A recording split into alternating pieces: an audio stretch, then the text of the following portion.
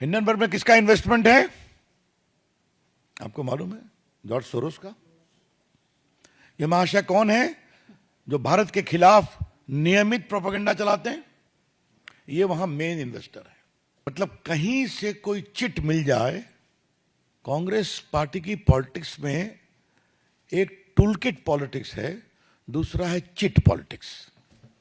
Hindenburg को भारतीय share बाजार से शॉर्ट सेलिंग करने के कारण हुआ है $17 मिलियन का नुकसान। जी हां, आपके लिए बता दें कि लगातार हिंडनबर्ग वो जो भारत को लेकर और भारत के व्यापारियों को लेकर लिखता रहता है रिपोर्ट है, जिसके कारण एक तरफ शॉर्ट सेलिंग के बिजनेस के चलते पहले ही जो है वो कई मामले हिंडनबर्ग के ऊपर चल रहे हैं। बात अगर यहां पर भारतीय शेयर बाजार की करें तो यहां पर भी $17 मिलियन से ज्यादा का नुकसान जो है वो हिंडनबर्ग को हुआ है।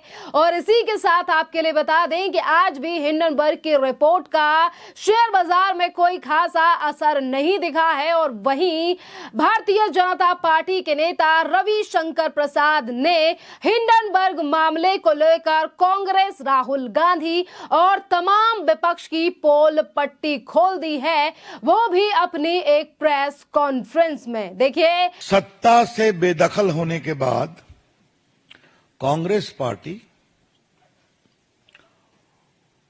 उनके सहयोगी गठबंधन के लोग और उनको प्रमोट करने वाले टूल किट के लोग थोड़ा संयम और शांति रखेंगे। लेकिन नरेंद्र मोदी जी के खिलाफ इतना दिल में घृणा है कि तीसरी बार प्रधानमंत्री कैसे बन गए, और बन तो गए तो इनको बेदखल करने की पूरी कोशिश करो।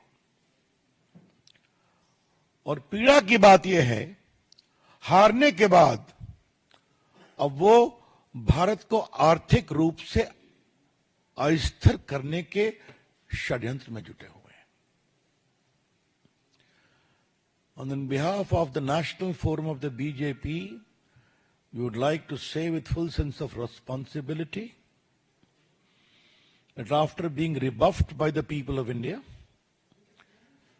the Congress Party, its allies, and its closest allies, the Toolkit Gang, have conspired together to usher in economic anarchy and instability in India. देश में आर्थिक अराजकता और आर्थिक अस्थिरता। स्वाभाविक है, Hindenburg is again at the same game. ये रिपोर्ट शनिवार को रिलीज होती है, रविवार को हल्ला मचता है ताकि सोमवार को पूरे कैपिटल मार्केट को अस्थिर कर दिया जाए। थोड़ा इसके बैकग्राउंड को समझना जरूरी है। भारत की अर्थव्यवस्था बहुत तेज गति से बढ़ रही है, इस पर चर्चा हम लोग कर चुके हैं। क्या वर्ल्ड बैंक, क्या मूडीज, क्या अदर्स, सबों ने भारत की ग्रोथ रेट को बहुत अप्रिशिएट किया है। भारत में one of the highest global FII, FDI आए हैं। भारत में इंस्टीट्यूशनल इन्वेस्टर भी हैं, छोटे इन्वेस्टर भी हैं, जो अपने इन्वेस्टमेंट के रिटर्न से बहुत खुश हैं। India is a safe, stable and promising market in the shares as well. SEBI का काम क्या है?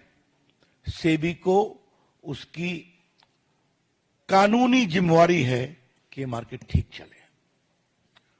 और जो मित्र इसको फॉलो करते हैं, आपको मालूम है कि सेबी एक्ट में सुनवाई का प्रावधान है, निर्णय होता है, उस निर्णय के खिलाफ एक अपील का भी प्रावधान है, जहां जजेस भी बैठते हैं, हाई कोर्ट के चीफ जस्टिस या सुप्रीम कोर्ट रिटायर्ड जज, और उसके खिलाफ एक अपील का प्रावधान सुप्रीम कोर्ट में भी है। तो एक पूरा स्टैट्यूटरी स्ट्रक्चर है कि भारत के कैपिटल मार्केट को किस तरह से मैनेज किया जाए।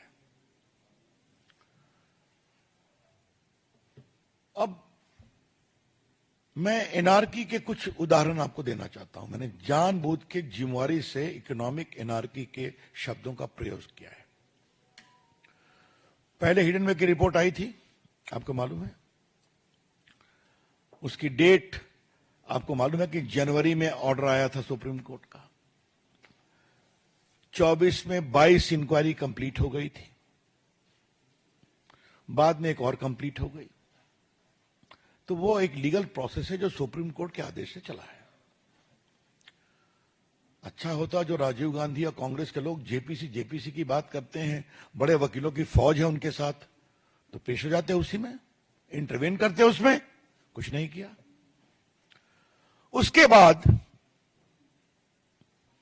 हिंडनबर्ग को नोटिस दी जाती है जुलाई में कि आपने जो आरोप लगाया कानून के विरोध में, आप जवाब दीजिए। हिंडनबर्ग ने वो रिपोर्ट बाकायदे वो नोटिस अपने वेबसाइट पर भी दी है, जिसमें उनको नोटिस क्यों भेजी गई है वो भी कारण है। उसका जवाब देने की बजाय अब ये फ्रंट खोला गया है। मैं फिर रिपोर्ट कर रहा हूं कि जब हिंडनबर्ग के खिलाफ बाकायदे सेबी ने एक नोटिस किया जुलाई में, अपनी पूरी इंक्वायरी कंप्लीट करने के बाद, जो सुप्रीम कोर्ट के जुरिडिक्शन में हुई थी, उनके आदेश के कारण हुई थी, तब अपने बचाव के पक्ष में कोई जवाब दिए बिना उन्होंने ये अटैक किया है, बेसलेस अटैक, जिसका जवाब एक ग्रुप ने दिया है, हमें कुछ नहीं कहना है। जिसका जवाब सेबी के चेयरपर्सन ने दिया, उनके परिवार ने दिया, हमें कुछ नहीं कहना है। जिसका जवाब सेबी ने भी दिया है। लेकिन कुछ बातें आज हम उठाना चाहते हैं। हिंडनबर्ग में किसका इन्वेस्टमेंट है आपको मालूम है? जॉर्ज सोरोस का। यह महाशय कौन है जो भारत के खिलाफ नियमित प्रोपेगेंडा चलाते हैं? इंडिया डेमोक्रेसी नहीं है, इंडिया सेफ नहीं है, वगैरह वगैरह। और इस हद तक है कि मोदी के पूरे सत्ता को बदलना चाहिए, आह्वान किया था जनता से। ये वहां मेन इन्वेस्टर है। लेकिन सवाल पूछना है कांग्रेस पार्टी से, क्या चाहते हैं आप? चाहते क्या है आप? देश मोदी की से नफरत करते हुए कांग्रेस पार्टी आज हिंदुस्तान से नफरत करने लगी है। In their pathological hatred against Narendra Modi ji, led by Mr. Rahul Gandhi and his friends, toolkit gangs, Congress party today has developed a hatred against India itself. अगर भारत का स्टॉक मार्केट गड़बड़ाएगा तो स्मॉल इन्वेस्टर्स परेशान होंगे कि नहीं? आज करोड़ों की संख्या में स्मॉल इन्वेस्टर्स हैं कि नहीं? छोड़ दीजिए इंस्टीट्यूशनल इन्वेस्टर्स की बात, बाकी बातें। कांग्रेस पार्टी क्या चाहती है? भारत को वही कंट्रोल राज में ले आया जाए, नेहरू जी के समय वाला, जब भारत को दाने दाने के लिए परेशान होना पड़ा था कि उनकी सरकार नरसिम्हा राव के प्राइम मिनिस्टरशिप में भारत को ओपन करना पड़ा था, एफडीआई में, एफआईआई में। क्या वहीं जाना चाहते हैं क्या? टूल किट वालों को तो कोई मतलब नहीं हिंदुस्तान के विकास से। उनके लिए उनको तो हम जवाब देते हैं और देते रहेंगे, वो कभी सफल नहीं होंगे। लेकिन कांग्रेस पार्टी को क्या हो गया है, जिसने 55 साल तक देश में राज किया है? क्या मतलब है इसका? मतलब कहीं से कोई चिट मिल जाए। कांग्रेस पार्टी की पॉलिटिक्स में एक टूलकिट पॉलिटिक्स है, दूसरा है चिट पॉलिटिक्स। परीक्षा में तो चिट मिलती है, कार्रवाई भी हो रही है, लेकिन कांग्रेस पार्टी, उनके नेताओं को जो चिट मिलती है उसका क्या किया जाए? कभी राफेल की चिट मिल गई तो लगे हिंदुस्तान में घूमने, वो सुप्रीम कोर्ट से हारे, माफी मांगना पड़ा, कंटेम्प्ट हुआ उनके खिलाफ। फिर एक दूसरी चिट मिल गई, हिंडनबर्ग की पहली रिपोर्ट, वो चिट मिल गई। उसमें सुप्रीम कोर्ट ने, मैंने बताया कि 24 में 23 इंक्वायरी कंप्लीट हो गई। अब हिंडनबर्ग को जुलाई में नोटिस की गई है, तो फिर ये काउंटर प्रोडक्ट हुआ। अब ये चीज पड़ गई, जेपीसी लाओ, इंक्वायरी कराओ, मतलब भारत के पूरे स्टॉक मार्केट को क्रैश कराओ, छोटे इन्वेस्टर्स के पूंजी निवेश को समाप्त कराओ, भारत में कोई आर्थिक निवेश न हो विदेश का, एफआईआई और एफडीआई, वो सबको रोको, because Indian investment scenario is not a safe position. ये है इनकी सोच। मैं कांग्रेस के पुराने नेताओं से कहूंगा, जिन्होंने भारत को खोलने में काम किया था, इकोनॉमी को, कि कब तक आप खामोश रहेंगे? हा? जब चमन उजड़ जाएगा, लेकिन चमन उजड़ेगा नहीं। मुझे बहुत गर्व है कि आज भी भारत का स्टॉक मार्केट स्टेबल है, आज भी। पिछली बार तो जब ये हुआ तो 2 दिन में रिकवर कर गया, और सुप्रीम कोर्ट की इंक्वायरी आई तो और रिकवर कर गया। लगता है भारत के स्टॉक इन्वेस्टर्स हिंडनबर्ग और कांग्रेस के मिली भगत को समझ गए हैं, इसलिए आज भी कोई गड़बड़ नहीं है। हम भारत के स्मॉल इन्वेस्टर्स को सैल्यूट करना चाहते हैं कि भारत के खिलाफ इस सुनियोजित षड्यंत्र पर वो विश्वास नहीं किए। Salute to them. दूसरी बात हमको कहनी यह है कि जो पूरी टाइमिंग है, ये टाइमिंग का मतलब क्या है? सेशन खत्म हुआ, शनिवार को आया, रविवार को हल्ला शुरू हुआ, और आज मंडे है, तो 2+2 को 4 किया जाए। और इसके पहले जुलाई में हिंडनबर्ग को सेबी की नोटिस जाती है, आप जवाब दो। तो एक शब्द है, लीगल शब्द है, there is too many suspicious circumstances surrounding this. कई संदेहास्पद परिस्थितियां हैं इसके पीछे। जनवरी में सुप्रीम कोर्ट के आदेश, 22 इंक्वायरी कंप्लीट, एक और कंप्लीट हो गई 23। अपनी पूरी रिपोर्ट बनाने के क्रम में इस इंक्वायरी के बाद जो सेबी ने बताया उसमें मुझे कुछ नहीं कहना है, वो सेबी का विषय है। उन्होंने नोटिस दिया हिंडनबर्ग को जुलाई में, आप जवाब दीजिए। तो फिर ये बम फोड़ने की कोशिश की गई, और ये बम तो फुस निकला, लेकिन उसको लॉक लिया कांग्रेस पार्टी ने, जेपीसी। भाजपा का आरोप है कांग्रेस पार्टी हिंदुस्तान को आर्थिक रूप से कमजोर करने के षड्यंत्र में शामिल है। BJP wants to say with full sense of responsibility that the present leadership of Congress Party is involved in creating economic anarchy in India based upon these fictitious reports. Congress party के जो 2-3-4 प्रदेश बचे हैं, मैं उनके मुख्यमंत्रियों को कहूंगा कि आपके यहां विदेशी पूंजी निवेश नहीं हो क्या?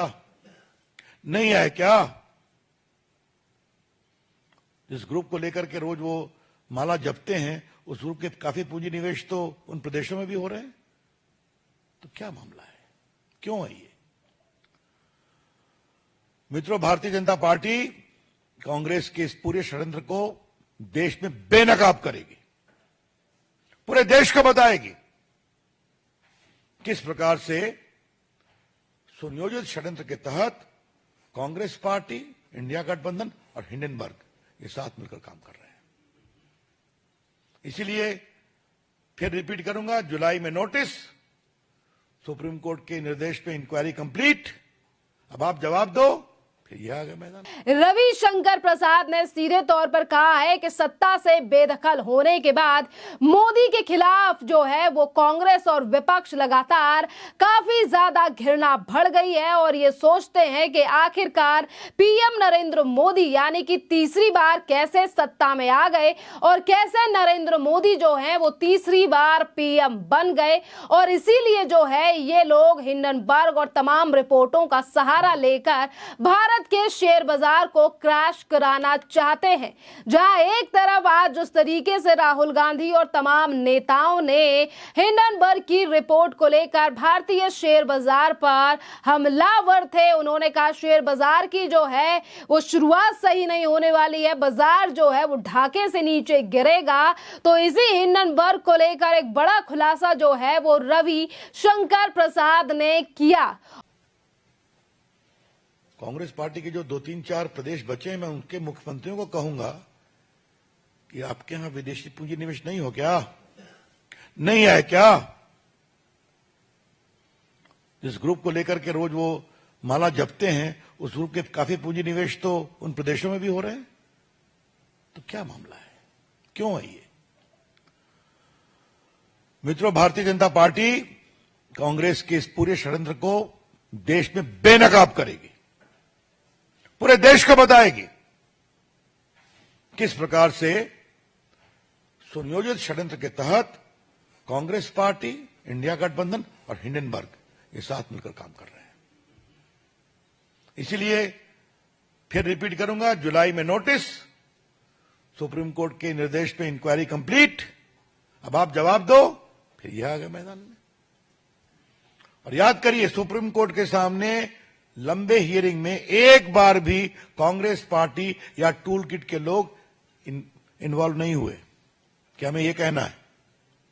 और याद करिए, एक बार राहुल गांधी ने कहा मेरा भी फोन कौन सा था संजय, जो पेगासिस, थैंक यू पेगासिस।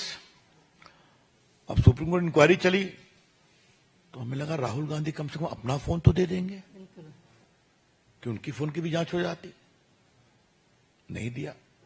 अब क्यों नहीं दिया, उस फोन में क्या था, क्या निकलता, कैसे निकलता, छोड़ दीजिए।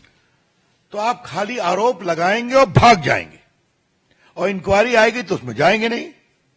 ये टोटल है। तो मित्रों, हम देश को आश्वस्त करना चाहते हैं कि भारत नरेंद्र मोदी की अगुवाई में तीसरी इकोनॉमी को बनना है तो बनेगा। मनमोहन सिंह की सरकार ने फ्रेजाइल इकोनॉमी छोड़ा था, 11th या 12th पर थे, 5वीं पर ले आए। भारत में पूंजी निवेश होता था। मैं आज आपको बताऊं, 2012-13 में मैं न्यूयॉर्क में गया था एक एड्रेस करने के लिए, तो पूंजी निवेशक मुझसे मिलने आए। मैं बीजेपी का उसमें मुख्य प्रवक्ता था। क्या हम लोग भारत से अपनी संपत्ति वापस लगा लें क्या?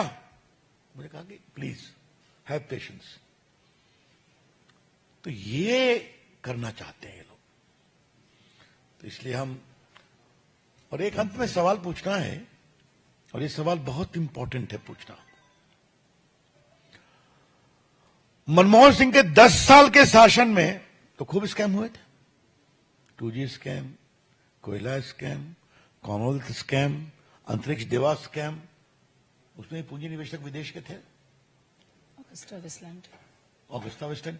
उस समय ऐसी रिपोर्ट क्यों नहीं आती थी? मैं फिर रिपोर्ट करूंगा, उस 10 साल के शासन में इतना अधिक घोटाले, घपले, स्कैम हुए, जिसमें कई विदेशी इन्वेस्टर्स भी इन्वॉल्व थे, उनका पैसा इन्वॉल्व था, उस समय से रिपोर्ट क्यों नहीं आती थी? यही दिखाता है टूल किट क्या है, कांग्रेस पार्टी का षड्यंत्र क्या है, और भारत को कमजोर करने की मंशा क्या है। और उन्होंने कहा कि यह हिंडनबर्ग में सबसे बड़ा इन्वेस्टमेंट किसका है, क्या आपको इस बात का पता है या अंदाजा है?